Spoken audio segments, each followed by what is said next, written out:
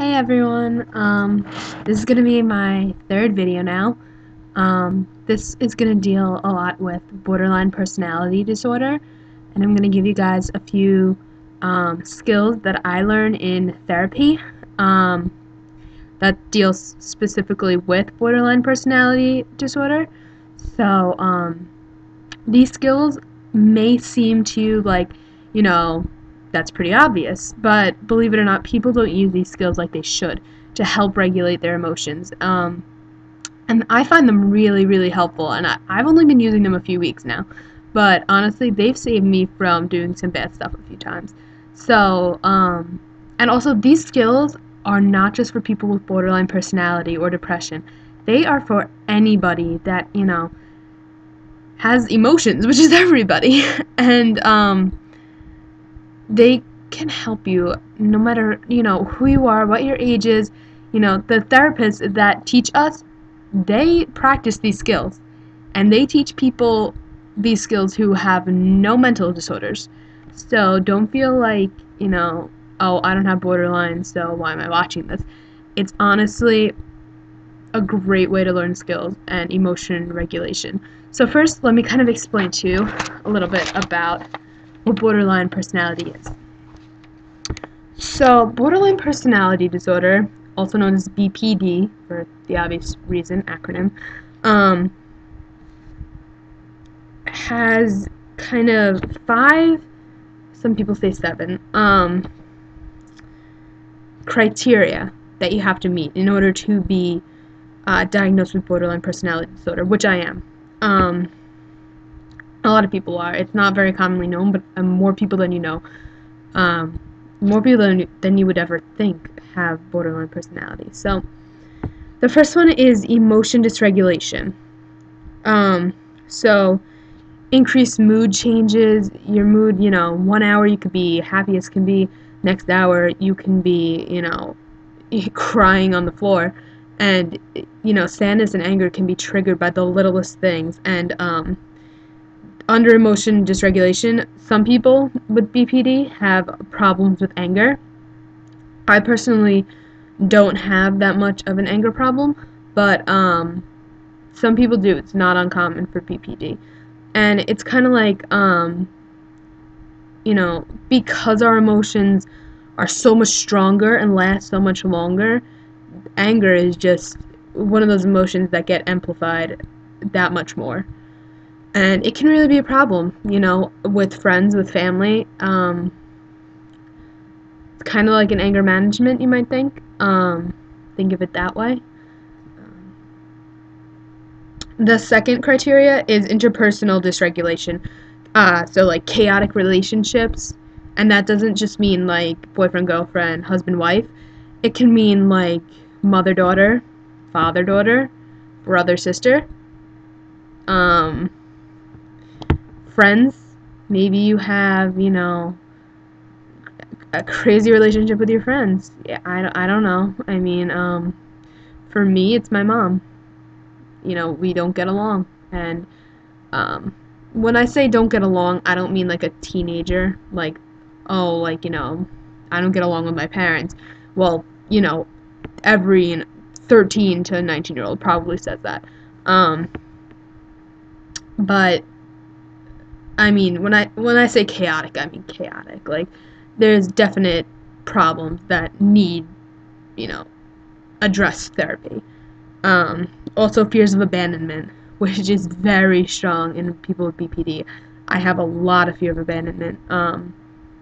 Some from experience. I lost a lot of friends a few years ago, and now it's like as soon as I see the slightest sign of someone pulling away, you freak out and you don't want people to leave. You kind of try to hold on to the relationship as long as you can. Some people have threatened, like, if you leave, I'm gonna kill myself. If you leave me, I'm going to do bad things to myself. What else? Some people try to leave before the other person has a chance to leave them, which is, it's a really sad thing when you feel that scared of being abandoned that you abandon everyone else before they can abandon you. The third criteria is self-dysregulation. So really not knowing who you are as a person. It's constantly questioning, like, who am I? Where do I fit in? You know, I don't know myself. You know, and a sense of emptiness. Like there's something missing from my life. There's something that should be there that isn't, and I just can't, like, you just can't pinpoint it. You don't know what's missing, but you feel like there's something that should be there that everyone else has and you don't. Fourth criteria is behavioral dysregulation. So, suicidal and non-suicidal self-injuries and behaviors and threats. So, obviously, someone who has had suicidal annotations, someone who has attempted suicide, um, someone who cuts, someone who pulls their hair, someone who burns, um, you know, anything like that is a criteria of borderline. And also impulsive behavior. So for me, that would be pulling my hair. You know, impulsive also in the way that you react to an emotion. Like impulsively when I'm sad, I isolate myself. That's just like the action impulse when I'm sad. And then the fifth is cognitive dysregulation. So feeling disconnected, difficulties in thinking clearly. You know, your thoughts are all over the place. You can't control your thoughts, speeding thoughts, racing thoughts. You can't figure out where your mind is. And like just a numb feeling, walking around day to day, not really feeling anything, which is sometimes why people cut themselves, because you just need to know that you can still feel something. And that, you're still alive. And you bleed and you feel the pain, and I'm still here. Whether I like it or not, I'm alive.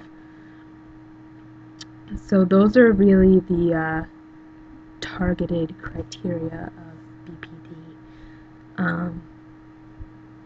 Now, you might be going through these and saying, well, I have a fear of abandonment, or I have a chaotic relationship. That doesn't necessarily mean you have borderline. You have to meet, all the criteria all of the time. What else? You may think, I cut myself, I must have borderline. No. Different reasons people cut themselves, different feelings people get from it, different feelings afterwards, and whether or not you would do it again. Whether or not you're just doing it to be cool, whether or not you're just doing it to fit in with somebody, that crowd, whether or not you're doing it to be emo, people with borderline, you're not doing it for those reasons. You're doing it because you don't feel like you deserve to be happy. Like, you just feel like, you deserve this pain. And, you gotta take in that pain because it's all you can feel. All you feel is the pain. And you're just so sad that you don't even care what happens to yourself. You're worthless to yourself. Not to anyone else. To everyone else, you might mean a lot, but to yourself, you're worthless. And I know these are hard things to talk about, and it's hard for me to sit here and discuss it when, honestly, right now, if I'm going to be completely honest with you guys, my therapist has put me on high alert for suicide. High alert this week. From the relapse in cutting, from stuff that's gone on with friends, stuff that's gone on with my parents. Right now I'm on red alert. And I can't say that I'm 100% okay. But I can say that I'm working on it. And I'm working to get rid of these feelings that I hate so much, and I just can't push them out of my head. But with these skills and with this work that, I'm doing, my goal is to be able to walk around and enjoy my life and not think about, how much longer am I going to have to endure this? Why did this happen to me? I need to push those thoughts out of my head because I want to be able to just go through every day and love it instead of, plotting ways to hurt myself and to end myself, because that's not how someone should have to live. And it's hard, and anyone who's going through this, I feel how you feel. And don't think you're alone in this, because I know for a long time all I would say is I just want someone to understand. I want someone to be able to look me in the eye and say, I know what you're feeling, and mean it. You know, my mom, my friends can say, I know, I understand, as much as they want, but in all honesty, they don't. Only someone that's, you know, in the same situation knows how you're feeling, and I am in this situation. I'm in it with you guys. And I hope you continue watching my videos, and I hope you continue, because I'm going to give you guys a lot of skills. I promise. Anything I learn, I'm going to relay to you. So, I hope you guys have a really great week, and try to focus on the positives and the positive relationships and good things in your life. Because believe it or not, it does help. And do something good for yourself, you know? If you like taking a bike ride, go take a bike ride. I know there's snow on the ground where I am, so that was a stupid suggestion. But, you know, if you like going to the gym, go to the gym. If you like, you know, drinking some tea, go drink tea. If you like hanging out with your friends, make time to do something that you like, because it can really uplift you, I promise. And now this video is getting extremely long, so I'm gonna leave you guys, and I just hope you guys have a really great week.